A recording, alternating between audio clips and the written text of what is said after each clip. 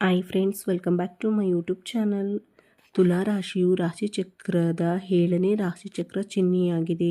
ತುಲಾ ರಾಶಿಯು ಚಿತ್ತ ನಕ್ಷತ್ರ 3 ಮತ್ತು 4ನೇ ಪಾದಗಳು, ಸ್ವಾತಿ ನಕ್ಷತ್ರ 1, 2, 3 ಮತ್ತು 4 ಪಾದಗಳು, ವಿಶಾಖ ನಕ್ಷತ್ರ 1, 2 ಮತ್ತು 3 ಪಾದಗಳು, ಒಟ್ಟು 9 ಪಾದಗಳನ್ನು ಒಳಗೊಂಡಿರುತ್ತದೆ. ತುಲಾ ರಾಶಿಯ ಗ್ರಹಾಧಿಪತಿಯು ಶುಕ್ರನಾಗಿರುತ್ತಾನೆ. ಎಲ್ಲರಿಗೂ ನನ್ನ ಹೃತ್ಪೂರ್ವಕ ನಮಸ್ಕಾರಗಳು. ಇಂದಿನ ಈ ವಿಶೇಷ ವಿಡಿಯೋದಲ್ಲಿ ಈ ರಾಶಿಯವರ ಜೀವನದಲ್ಲಿ ನಡೆಯಲಿರುವ ಮಹತ್ವದ ಬದಲಾವಣೆಗಳ ಬಗ್ಗೆ ತಿಳಿದುಕೊಳ್ಳೋಣ. ಇಂದಿನ ದಿನ ಸಾಮಾನ್ಯ ದಿನವಲ್ಲ. ನಿಮ್ಮ ಜೀವನದಲ್ಲಿ ಬಹಳ ದಿನಗಳಿಂದ ನಿಂತಿದ್ದ ಕೆಲಸಗಳು ಮುಂದೆ ಸಾಗುವ ಸೂಚನೆಗಳು ಕಾಣಿಸುತ್ತಿವೆ. ಆದ್ದರಿಂದ ಈ ವಿಡಿಯೋವನ್ನು ಕೊನೆಯವರೆಗೂ ತಪ್ಪದೇ ನೋಡಿ. ವಿಡಿಯೋ ಇಷ್ಟವಾದರೆ ಲೈಕ್ ಮಾಡಿ ಮತ್ತು ನಮ್ಮ ಚಾನಲ್ಗೆ ಸಬ್ಸ್ಕ್ರೈಬ್ ಮಾಡಿ. ಇನ್ನು ವಿಳಂಬ ಮಾಡದೆ ಇಂದಿನ ರಾಶಿ ಭವಿಷ್ಯವನ್ನ ಆರಂಭಿಸೋಣ. ಇಂದು ನಿಮ್ಮ ಆರೋಗ್ಯ ಸಾಮಾನ್ಯವಾಗಿ ಉತ್ತಮವಾಗಿರುತ್ತದೆ, ಆದರೆ ಕೆಲಸದ ಒತ್ತಡ ಮತ್ತು ಮಾನಸಿಕ ಚಿಂತೆಯಿಂದ ಸ್ವಲ್ಪ ಆಯಾಸ ಅನುಭವಿಸುವ ಸಾಧ್ಯತೆ ಇದೆ. ಆದ್ದರಿಂದ ಸಮಯಕ್ಕೆ ಸರಿಯಾಗಿ ಆಹಾರ ಸೇವಿಸಿ ಮತ್ತು ಸಾಕಷ್ಟು ವಿಶ್ರಾಂತಿ ಪಡೆಯಿರಿ. ವ್ಯಾಪಾರ ಮಾಡುವವರಿಗೆ ಇಂದು ಶುಭ ಸೂಚನೆಗಳಿವೆ. ಪ್ರಭಾವಿ ವ್ಯಕ್ತಿಗಳ ಪರಿಚಯದಿಂದ ಹೊಸ ಅವಕಾಶಗಳು ದೊರೆಯಬಹುದು.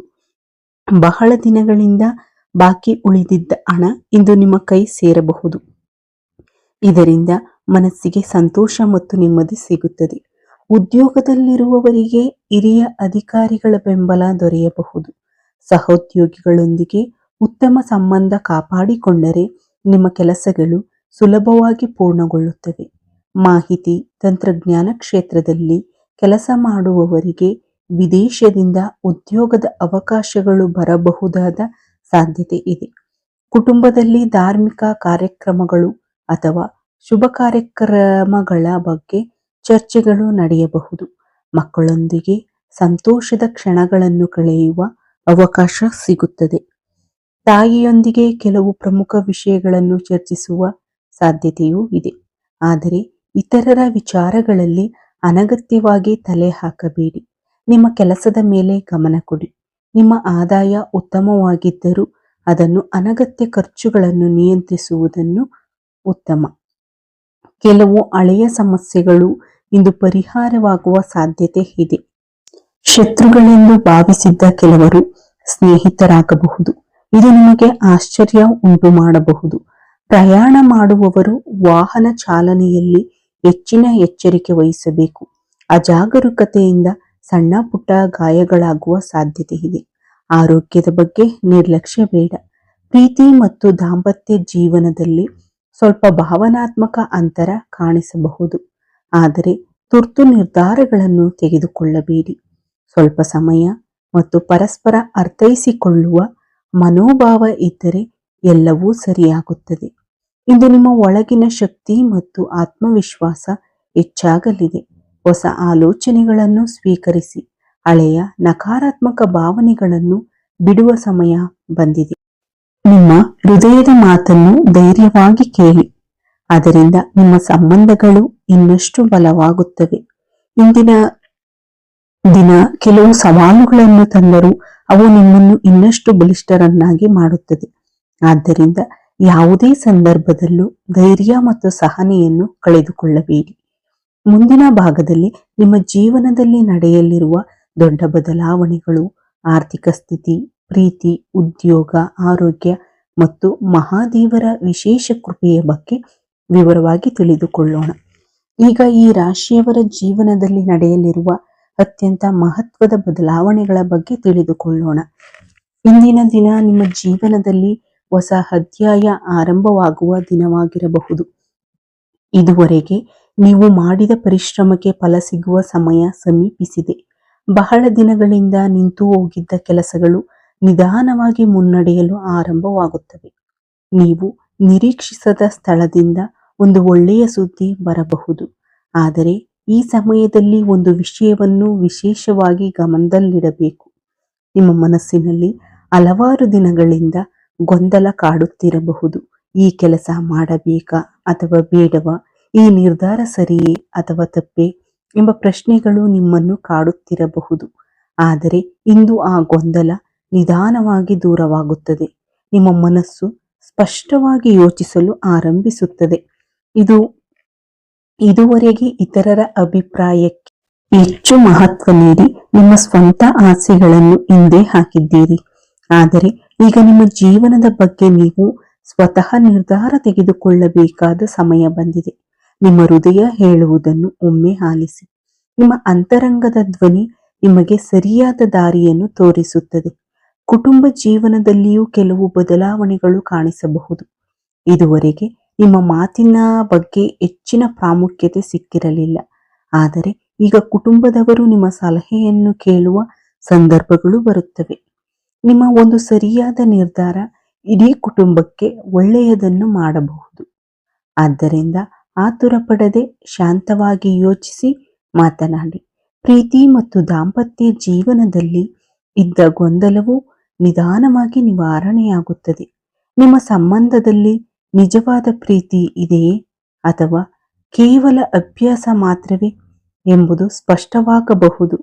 ಮೊದಲಿಗೆ ಈ ಸತ್ಯ ಸ್ವಲ್ಪ ನೋವು ಕೊಡಬಹುದು, ಆದರೆ ದೀರ್ಘಾವಧಿಯಲ್ಲಿ ಅದು ನಿಮ್ಮ ಜೀವನಕ್ಕೆ ಶಾಂತಿ ಮತ್ತು ನೆಮ್ಮದಿಯನ್ನು ತರುತ್ತದೆ. ಉದ್ಯೋಗದಲ್ಲಿರುವವರಿಗೆ ಹೊಸ ಜವಾಬ್ದಾರಿಗಳು ಬರಬಹುದು.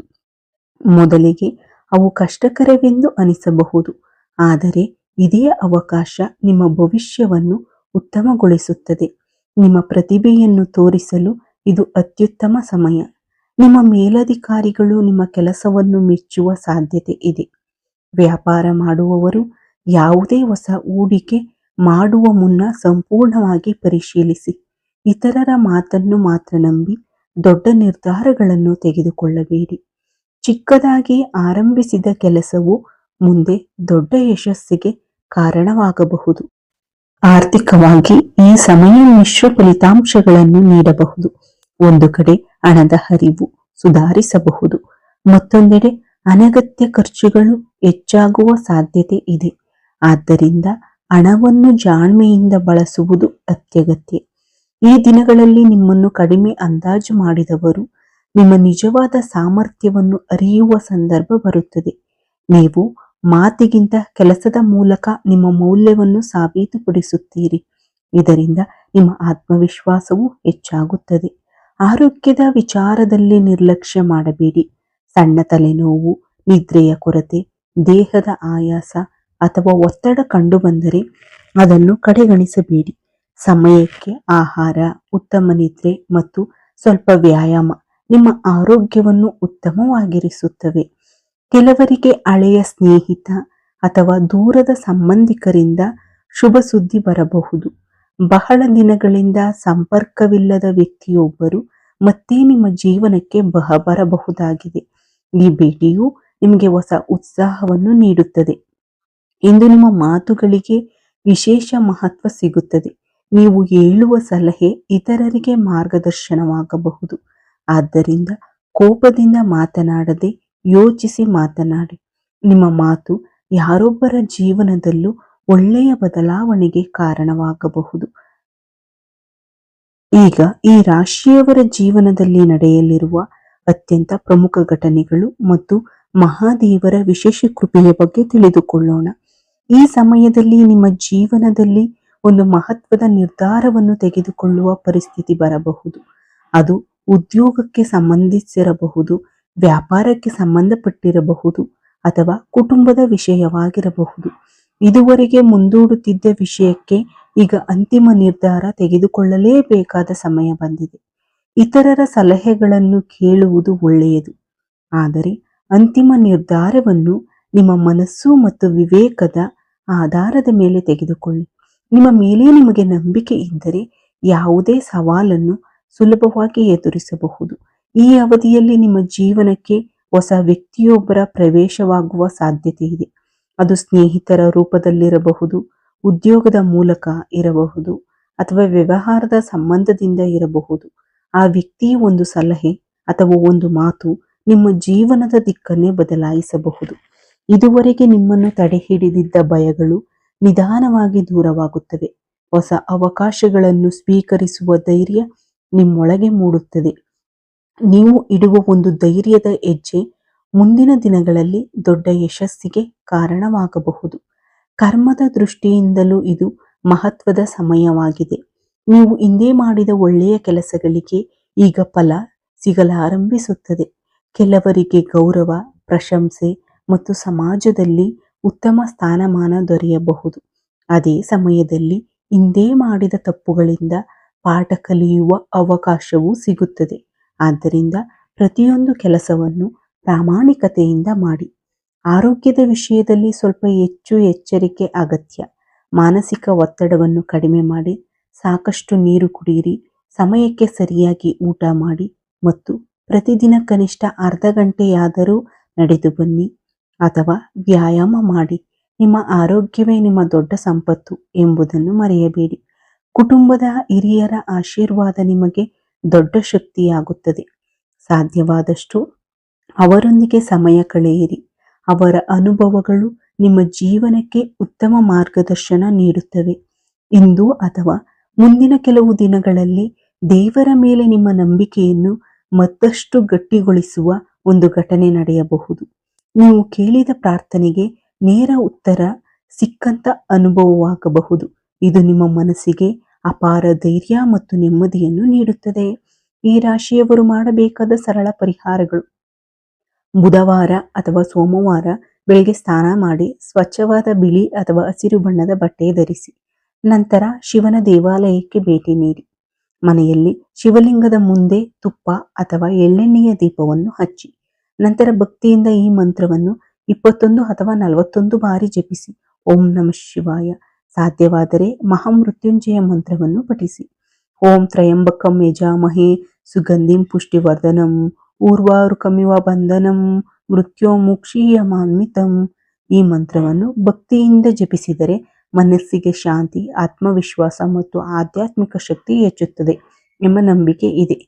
ಈ ರಾಶಿಯವರಿಗೆ ಈ ಅವಧಿಯಲ್ಲಿ ಹಸಿರು, ಹಳದಿ ಮತ್ತು ಕೆಂಪು ಬಣ್ಣಗಳು ಅನುಕೂಲಕರವಾಗಿರಬಹುದು. ಶುಭ ಸಂಖ್ಯೆಗಳು 5 ಮತ್ತು 8 ಆಗಿರುತ್ತದೆ. ಜೀವನದಲ್ಲಿ ಎಷ್ಟೇ ಕಷ್ಟಗಳು ಬಂದರೂ ಧೈರ್ಯ ಕಳೆದುಕೊಳ್ಳಬೇಡಿ. ಪ್ರತಿಯೊಂದು ಸಮಸ್ಯೆಯ ಹಿಂದೆ ಒಂದು ಪರಿಹಾರ ಇರುತ್ತದೆ. ದೇವರ ಮೇಲಿನ ಭಕ್ತಿ, ನಿಮ್ಮ ಪರಿಶ್ರಮ ಮತ್ತು ಸಕಾರಾತ್ಮಕ ಮನೋಭಾವ ನಿಮ್ಮನ್ನು ಯಶಸ್ಸಿನತ್ತ ಕರೆದೊಯ್ಯುತ್ತವೆ. ಮಹಾದೇವರ ಕೃಪೆ ಸದಾ ನಿಮ್ಮ ಮತ್ತು ನಿಮ್ಮ ಕುಟುಂಬದ ಮೇಲೆ ಇರಲಿ ಎಂದು ಹಾರೈಸುತ್ತೇನೆ. ಓಂ ನಮಃ ಶಿವಾಯ. ಈ ವಿಡಿಯೋ ನಿಮಗೆ ಇಷ್ಟವಾದರೆ ದಯವಿಟ್ಟು ಲೈಕ್ ಮಾಡಿ, ನಮ್ಮ ಚಾನಲ್ ಅನ್ನು ಸಬ್ಸ್ಕ್ರೈಬ್ ಮಾಡಿ ಮತ್ತು ಕಮೆಂಟ್ನಲ್ಲಿ ಓಂ ನಮಃ ಶಿವಾಯ ಎಂದು ಬರೆಯಿರಿ. ಮುಂದಿನ ವಿಡಿಯೋದಲ್ಲಿ ಭೇಟಿಯಾಗೋಣ. ಈ ವಿಡಿಯೋ ವೀಕ್ಷಿಸಿದ ನನ್ನ ಎಲ್ಲ ವೀಕ್ಷಕ ಬಂಧುಗಳಿಗೂ ಧನ್ಯವಾದಗಳು.